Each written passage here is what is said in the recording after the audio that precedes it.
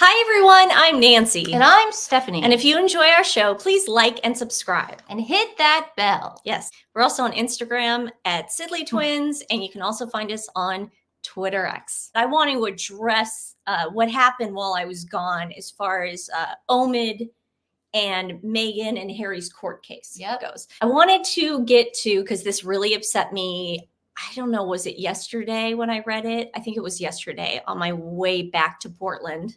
Harry had his lawyer tell the UK court about his, security case, his BS security case, suing his own country. This is what Harry's doing. Right. Okay?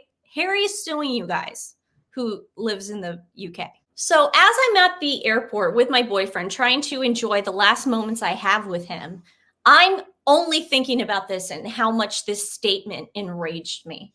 Because now Harry and Meghan are saying that they were forced out of the UK. Forced. They didn't want to leave. Yeah. They never wanted to leave for the bright lights of Hollywood, California. Yeah. They wanted to stay. Yeah. And be royals. So Prince Harry's lawyer comes out with a statement from him. And the barrister says, Prince Harry says the UK is my home and he was forced to step back from royal duties and leave the country for the US. High Court hears in legal battle with the Home Office over his security. The Duke of Sussex, his children cannot feel at home, in quotes, in Britain if it is not possible to keep them safe, the High Court heard. Even though in the Netflix documentary, towards the end of the documentary, when they were all on that dumb slip and slide, and Harry showed like his pants came down and you saw his butt crack. That was so uncomfortable for me to see the Prince of the Realm. Yeah. So unkept like that. Even though he said, California's my kids' home. This is all they know. They love it here. They get to walk and, see horses every day. And they're petting chickens. And then on Easter, they got to pick which bridge to hide the eggs. Like, which bridge, honey? Should we do that bridge or this bridge? Yeah. How about that pond? Conquer and divide. Yeah. Let's conquer and divide because our backyard's so big and we have 2 palm trees that Archie goes out every day and says, hi, Mama and Papa. Because apparently the palm trees remind him of his parents. Yeah. I mean, I know that when Stephanie and I would go out to our backyard, we'd look at those 2 pine trees growing up in Portland, Oregon, right next to each other. And the first thing I thought about was my parents' love. That's the first thing I thought about. So okay. In a written witness statement prepared for his legal challenge against the Home Office over a change to his security arrangements when visiting the UK, meaning his taxpayer-funded armed protection could be removed, Harry said he and his wife Meghan had no option but to leave the country in 2020. They were protected. Yeah. Let's be hypothetical here and say they didn't want to be working members anymore. Okay, let's say they were like Prince Andrew and they're Princess Beatrice and Princess Eugenie. First of all, Prince Andrew does not have Ravec either. He pays for all his own security. No, I know that. And he has paid for years his children's security. And Fergie's, I know that. And they Fergie's. live together, That's just how it works. Yeah. You pay for your own security. I'm sure that Zara and her husband have security. I'm sure Peter Phillips has security. You have to have security. Yeah. However, this is England. It is so vast. And when they weren't in London, in Kensington Palace, when they lived there for a week, because they were kicked out of there. 1 week. And before they went to Frogmore, they were at the Cotswolds, which is the country. So it is very hard for me to believe that they didn't feel safe. On palace grounds. I believe 1,000,000% that Meghan wasn't getting the paparazzi shots that she thought she was going to get the way she got it in Toronto. She was addicted to the attention. Yes. The lawyer read out an excerpt from the Duke's statement in which he said, "It was with great sadness for both of us that my wife and I felt forced to step back from this role and leave the country in 2020. So he's blaming other people at this point. It's always someone else. Yeah, he was forced. This part's my favorite. Okay. The UK is my home. The UK is central to the heritage of my children and a place I want them to feel at home as much as where they live at the moment in the US. Now, notice how he said the moment.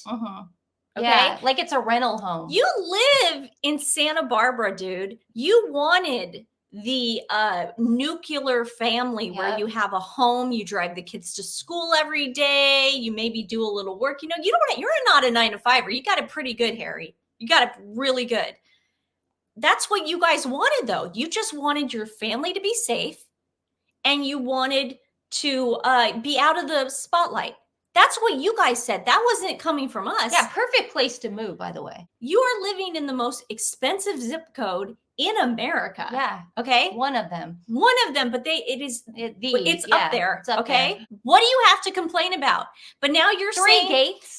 the way he said at the moment, it sounded like he was living in a 2-bedroom apartment in Burbank. So I didn't care for that at all when he said at the moment, because that scares me, because that makes me truly believe now that they have burned all their bridges in the US. Oh yeah. And they are definitely going to want to be back in the UK. They want to be back in the UK. I cannot put my wife in danger like that. And given my experiences in life, I am reluctant to unnecessarily put myself in harm's way too. Harry now faces a wait for the judge's ruling on his legal action against the Home Office after a 2.5-day hearing. Okay, so it concluded, and the Home Office basically said their thing was like, look, yeah, we don't give him like the security he used to have, like when he would travel. Like, we're not going to do that in the US and stuff, but we're going to do it on a case-by-case basis. Yeah. So like when he came for the coronation, we took into account what that consisted of. But, the president of France was safe, Macron. So we kept Harry safe too. I mean, everybody was safe. Seemed like Dr. Jill Biden was safe. You don't understand how many dignitaries were there. Everyone was safe. They know what they're doing. Harry, Ravik knows what they're doing. Don't worry about it. They're going to keep you safe if you come to the UK. You don't need any protection when you go to the UK. But they will keep you safe, you freaking baby. So Meghan's mole was kind enough to put this up on her Twitter page to remind us all the Sussex royal statement that they made when they decided to leave. This was when they were living in Canada and the Queen was still with us. After many months of reflection and internal discussions, we have chosen to make a transition this year in starting to carve out a progressive new role within this institution. I love their wording here because they still think they're going to go to America and it's just going to be like royalty. They're not going to be just royalty. They're going to be with the progressive Hollywood elites. We intend to step back as senior members of the royal family and work to become financially independent while continuing to support Her Majesty the Queen. They're basically saying we want to make our own money. We can't do it if we're senior royals. Meghan wants to be able to do merch if she wants. She wants to do voiceover She work. wants to do whatever she wants. And everyone was like, okay, we knew this was coming. Go for it. They're going to go and be Hollywood celebrities, whatever. We don't care. Because this was before the Oprah interview. So we're still thinking, okay, well, maybe it's going to suck. It's before Spare. They're going to totally use their titles to try to be with the Hollywood in crowd. But this was before they completely lied and threw their family under the bus. It is with your encouragement, they're talking to Sussex Squad, by the way. It is with your encouragement, particularly over the last few years, that we feel prepared to make this adjustment. The last few years, you've only been in the royal family for a few years. 1 year practically. What are you talking about? I think she served as a senior royal for 70 days. I don't know. We now plan to balance our time between United Kingdom and North America, continuing to honor our duty to the Queen, the Commonwealth, and our patronages. Now, they could have done all this, but they chose, again, to lie. Still had high hopes at this point. And throw their country under the bus. And their queen. His grandmother. And their dad. And Philip, his sister-in-law. Everybody. And his grandpa. This geographic balance will enable us to raise our son with an appreciation for his royal tradition into he was born, while also providing our family with a space to focus on the next chapter, including the launch of our new charitable entity, which was a bus, Archwell. We all know is a bust. That's What a endeavor. Now Yeah, it's what an being endeavor. being investigated by the IRS. Exactly. We look forward to sharing the full details of this exciting next step in due course as we continue to collaborate with Her Majesty the Queen, the Prince of Wales, the Duke of Cambridge, and all relevant parties. Until then, please accept our deepest thanks for your continued support, the Duke and Duchess of Sussex. That doesn't sound at all like they were forced out. Well, does it? It doesn't. I didn't like the statement. I knew something was coming down, yeah. as Tori would say. I knew something was coming down the pike. I knew that there was going to be deception. I knew that this was very nefarious. William and Harry were still brothers to me at that point. Yeah. I didn't know anything about people, getting into fights and the dog bowl breaking and the necklace being pulled off. And I again, didn't know any of that I don't think stuff. that story ever happened. However, if no, it but did, you know what I mean. In my head, I didn't know. If it did happen, it made William 10 times more popular. It did. I mean, I'm sorry, but it did. It made him 10 times more popular. Yes.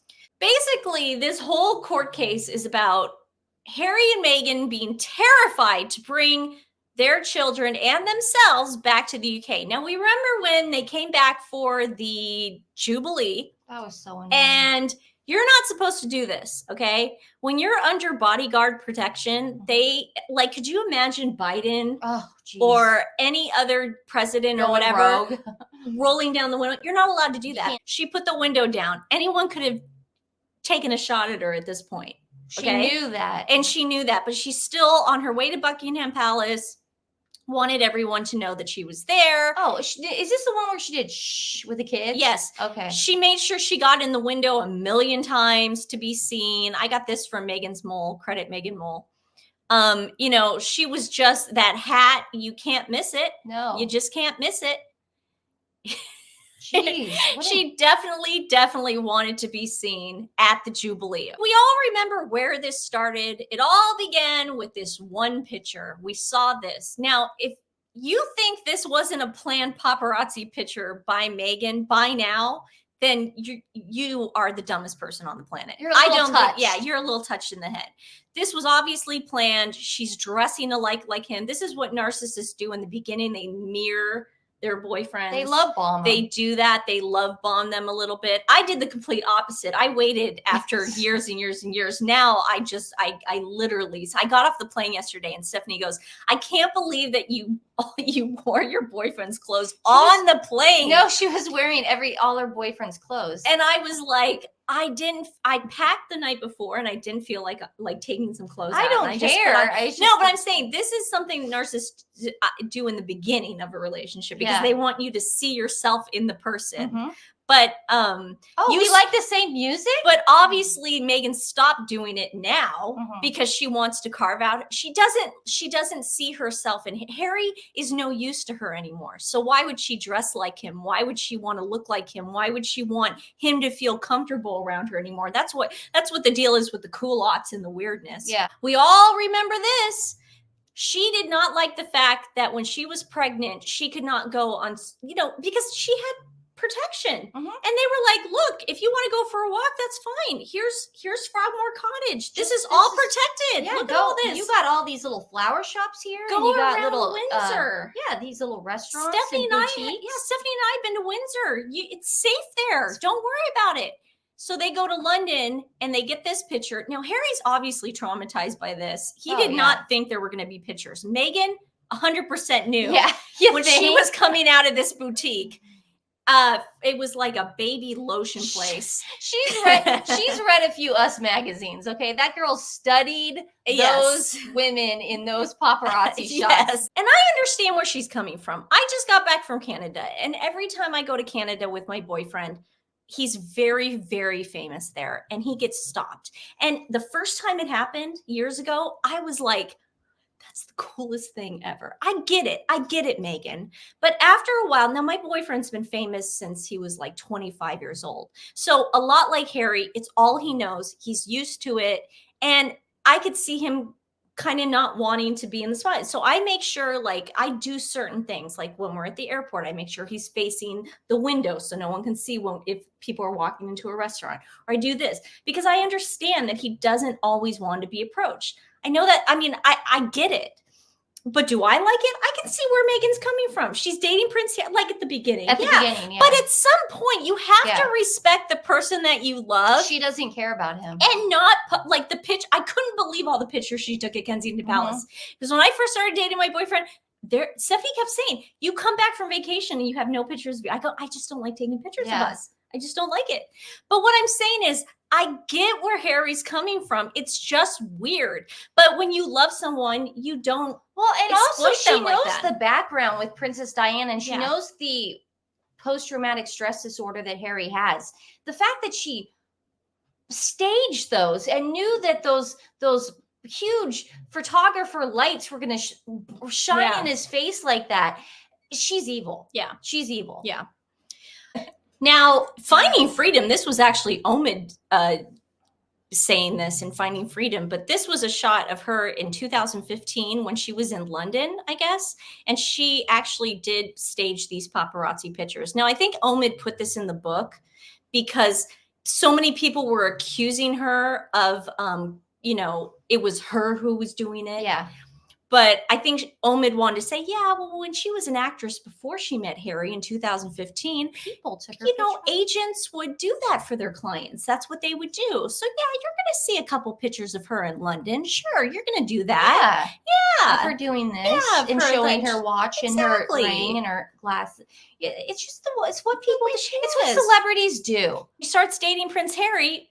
Paparazzi's taking pictures of her on the set of Suits. Now, paparazzi, we say in jest, because those are people that she called to take pictures of her walking out of that trailer. Because paparazzi cannot just walk onto a set and get that kind of shot that close at a trailer, okay? I don't even care if you have like one of those long lenses. Zoom lenses. That's not how it works. And you have to know that the person's coming out of there. And her hair is perfect. She's got her Canadian boots that she was merching back then, her bucket purse. I mean, come on, this is so ridiculous. And then we all remember the most famous picture where she was walking on High Street in Kensington. With her hunter wellies. She had her hunter wellies, Harry's hat, so everyone would know that, yes, she was hanging out that day. She had some other ones with her with the hunter wellies. All obvious. That was her with Harry's beanie and the bag. You know, they call it a toque in Canada. Oh, good. Everyone kept saying, "I like your toque." Oh, and I didn't know what it meant.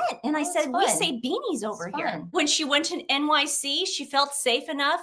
The Mark Hotel and that restaurant she went to that night all have back entrances. They all have back entrances. I know this for a fact. The Mark, the Baccarat, they all have back entrances. I mean, she decided to go through the front every single time. Okay, we're not going to get into this because this has to do with the way she looked on that trip. But that was a day that Archie was he was taking a nap and didn't want anybody to see him, I guess. Yeah, and then this is her at her $500,000 baby shower, and she was crossing the street with Abigail Spencer. They had to go to a restaurant across the street, so the photographers could take adequate shots of them walking out. And again, this is New York City. Now, back then, I'll give her a little credit. Yeah. People didn't hate her as much. No. Because she didn't show her true colors. We had our suspicions, but especially on this NYC trip.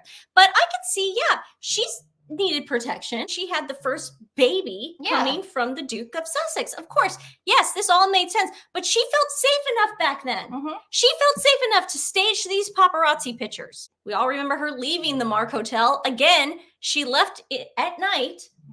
And could have left through the back entrance. We wouldn't have known. No one would have ever known. Never known. We all remember this. Now, again, I'm not going to get into Archie and the way he is positioned. And then this, of course, was her in Vancouver. She was going to talk about women's essay and stuff like that. But she made sure that you saw her get on the plane to go. Yep. How would anyone have known it was her?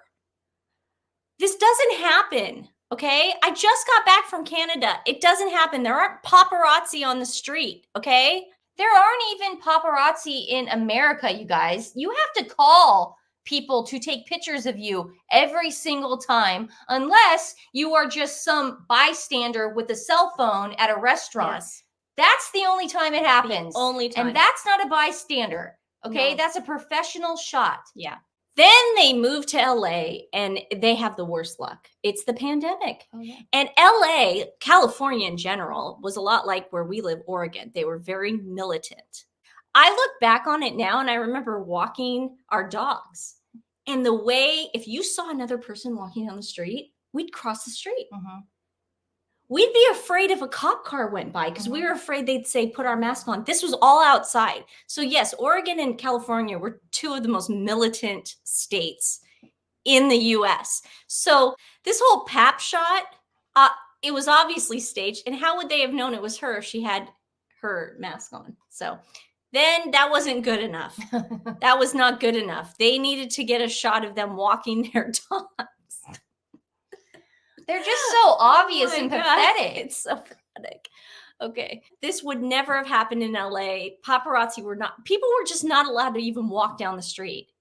Parks had times on them, remember? Like they were like not more than 10 people in one park at the time. Like it sounds crazy now, but it did happen. You couldn't go to park. You couldn't. I think there was a limit. There were a limit to grocery stores, parks, beaches. You couldn't go to. I mean, it was just beaches were closed. But no, they got to go on a beach. Yeah. In the Netflix show. Yeah, no one knew. No one knew. She's shopping in Santa Barbara again. How the hell would anyone know that was her? I mean, give me a break.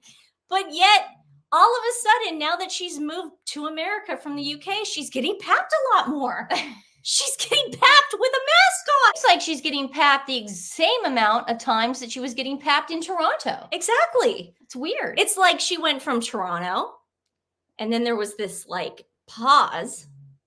Where was she living during that pause? Oh, the United Kingdom. And then she moved to America, and then it started happening again. So weird. Wow. Now, Meghan doesn't drive. We've all seen that since her recent pap walk from whatever building that was. She does not drive because they're so famous. They have to be in the back of their Range Rover or whatever else behind bulletproof glass. Bulletproof glass. It has to be tinted windows. They are just so protected. Okay. But what does Meghan decide to do during the pandemic, during Christmas? And she decides to go pick up her friend at the airport. She doesn't send a car. She doesn't send her bodyguard to go do it. She's got to go do it herself with her bodyguard in the car, but she's got to be the one driving. And she has to look out at the guy to make sure that he's taking the shot. Yeah. This is in Santa Barbara. How did they get a perfect shot like that?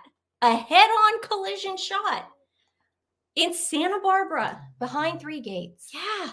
You know, Ellen lives in Santa Barbara. Mm-hmm. And when that whole toxic thing came out and that she was abusive to her staff and all these things, people really wanted to see what Ellen and Portia were doing because Ellen hid out. She was like in lockdown. Because she was guilty. She was totally guilty and she knew it. There wasn't one picture of Ellen walking around Santa Barbara, doing anything in Santa Barbara. Then after the Queen passes away, this is what you get.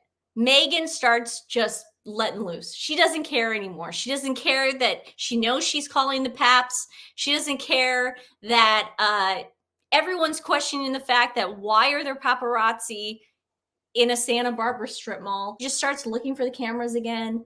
Here she is in New York with Gloria Steinem. Gloria Steinem never gets pictured in New York. She's lived there all her life. The bungalows. She definitely studies the Us magazines. Yes, and she manages to merch the ring and the earrings, everything. Coat. This is Los Angeles. Merching. Just walking around Los Angeles. Not the heavy security you saw in the UK. No. Definitely not the heavy security you even saw in Canada. And definitely not the heavy security you saw even in the beginning. She's just letting loose. Leaving the Laker game. How did they know that car was going to come out of that garage, that VIP garage? With all those other people in that building. Harry's telling the UK court right now and the Home Office that, listen, we're safe in America. They don't bother us in America.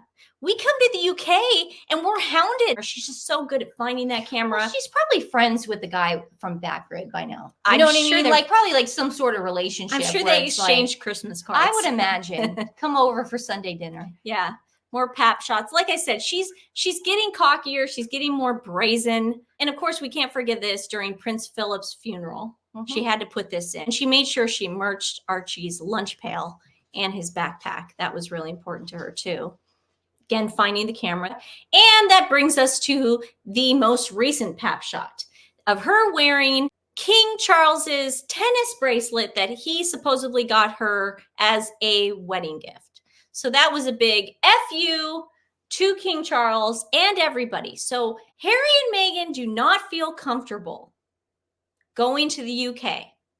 But boy, do they feel comfortable in the United States of America, particularly Los Angeles. So I did the most recent Google search I could about the statistics in Los Angeles compared to the UK. And it came up with like Los Angeles, London. Now you can't compare like California to the UK. You can only compare like Los Angeles to London because London's their biggest city. There is no crime in the country. So if you had to pick a place, it would be London, correct? Okay. So I think I was pretty on the mark. So let's see what it says.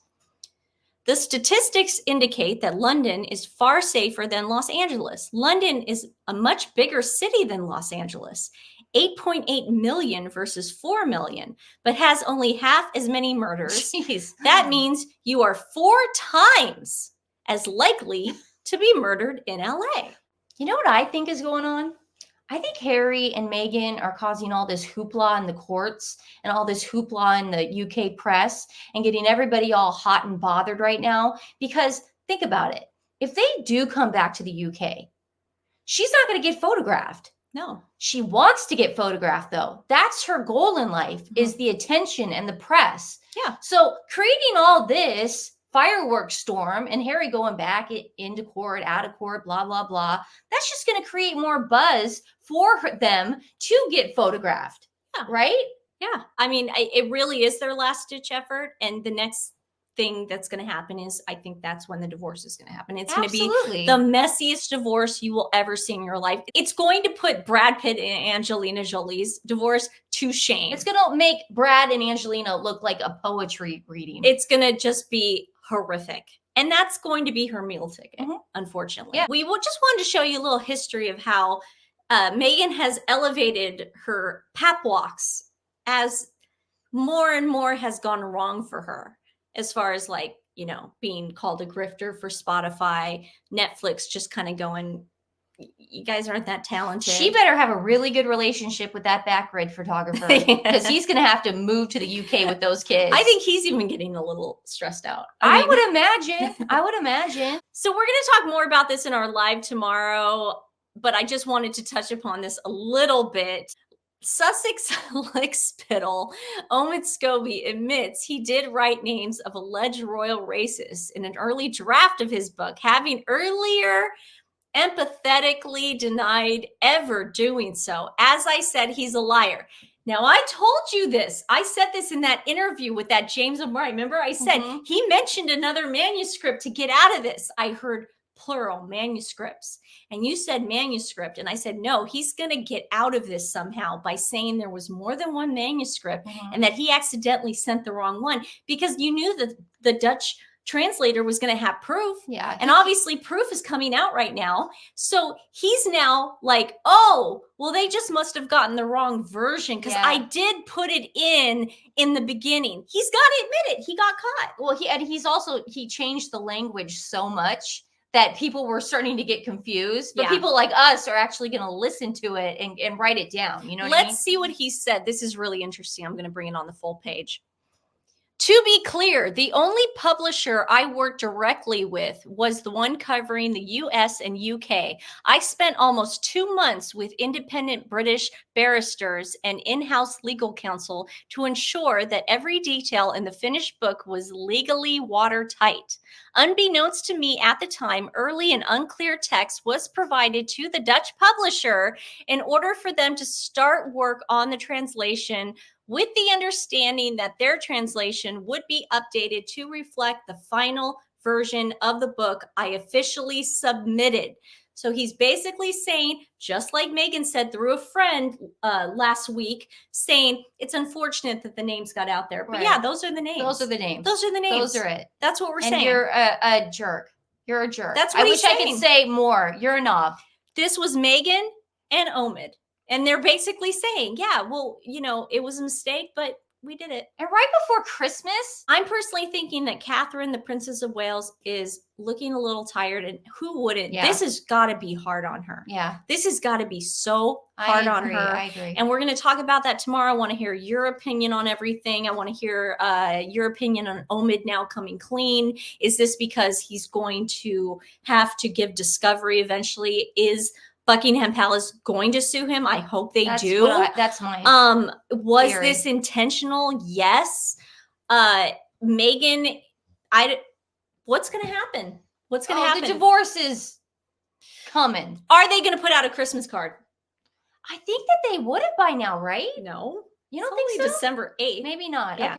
Today's animal rescue is All Bully Charity Rescue. I guess you guys in the UK, you are really against having pit bulls there. And it is like, I don't know, against the law. I don't know the exact law there, but people are having to give up their dogs. We can say that from experience, obviously, that they are the sweetest breed. And I feel so bad for the people that love them and own them and have them part of their family. And I feel so bad for these poor dogs because they're just getting a bad rap. I mean, they're really good dogs. I don't know why people aren't seeing how gentle and sweet they are. It's the stigma, dude. It's a stigma. Okay, so All Bully Charity Rescue, our amazing team of volunteers are committed to helping bull breeds across the UK. We take our convictions and turn them into action. They are a nonprofit rescue with volunteers around the UK. They rely on donations and fundraising to cover the costs of the dogs in their care, some in foster homes and others in our emergency boarding kennels. So this is kind of like a big deal right now going on in the UK. And we just want to like put a little spotlight on it here in America and Canada and everywhere else you watch. So I'll put their link in the description below. Really appreciate it if you guys took a look at their website, maybe gave them some love and share it with friends and family. We'll see you tomorrow. Yes. And for the big Carol show. And we will, since it's early, even though it's also Hanukkah, but we'll maybe sing some Christmas carols with you guys. I had a request. What was your request? Carol the bells. Hark how the bells, sweet silver bells, all seem to say, throw cares away. Christmas is here, bringing good cheer to young and old, meek and the bold. Ding dong, ding dong, that is a song with joyful ring, cheerfully.